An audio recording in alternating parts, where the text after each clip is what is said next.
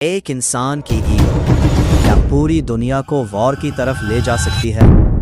क्या Donald Trump सिर्फ अपनी पावर दिखाने के लिए ईरान से लड़ रहा है, या इसके पीछे कोई बड़ा ग्लोबल गेम चल रहा है? 2026 में अमेरिका और ईरान के बीच जो वॉर चल रही है उसने पूरी दुनिया को हिला दिया है, क्योंकि ये से पूरी दुनिया में ऑयल शॉर्टेज हो रहे हैं, साथ ही पूरी मिडिल ईस्ट वॉर जोन में बदल गए हैं। पर सबसे बड़ा सवाल, क्या ये वॉर ज़रूरी थी या किसी लीडर की पर्सनल डिसीजन? जो 2025 में इजराइल और ईरान के बीच कॉन्फ्लिक्ट स्टार्ट हुआ, जिसमें अमेरिका ने भी ईरान के न्यूक्लियर साइट्स पर स्ट्राइक्स किए, और फेब 2026 में सिचुएशन और एस्केलेट हो गई, जिसके joint Iran versus US and Israel strike शुरू हो गया।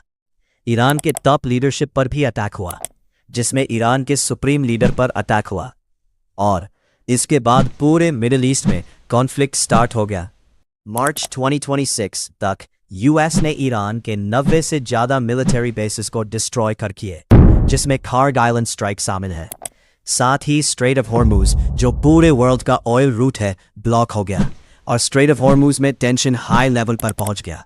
और ईरान ने इसके जवाब में अमेरिका एंड इजराइल के ऑयल फैसिलिटीज और एनर्जी इंफ्रास्ट्रक्चर पर अटैक किया, जिससे पूरे वर्ल्ड में ऑयल प्राइसेस की कीमत में बड़ी बढ़ोतरी देखने को मिला, जिससे पूरे middle east almost war zone में बदल गया है। इसमें बड़ी क्रिटिक स्टार्ट हो गए हैं, और ट्रंप कुछ बड़ा अग्रेसिव डिसीजंस ले रहा है, जिसमें कुछ मिलिट्री एक्शन बड़ी मात्रा में देखने को मिला है। साथ ही कहा जा रहा है कि डिस्ट्रैक्ट करने के लिए वॉर यूज कर रहा है। कुछ पोल्स में भी लोग अनहैप्पी दिख रहे हैं। कुछ सपोर्टर्स कह रहे हैं ईरान को कंट्रोल करना जरूरी था, जो न्यूक्लियर थ्रेट और रीजनल इंस्टेबिलिटी करने की कोशिश कर रहा था, और यूएस अपने एलाइज जैसे इजराइल और सभी गल्फ कंट्रीज को प्रोटेक्ट कर रहा है। और ये सब में यूएस का फोकस ईरान की मिलिट्री और नेवल पावर को कम करना था। पर रियलिटी इतनी सिंपल नहीं है।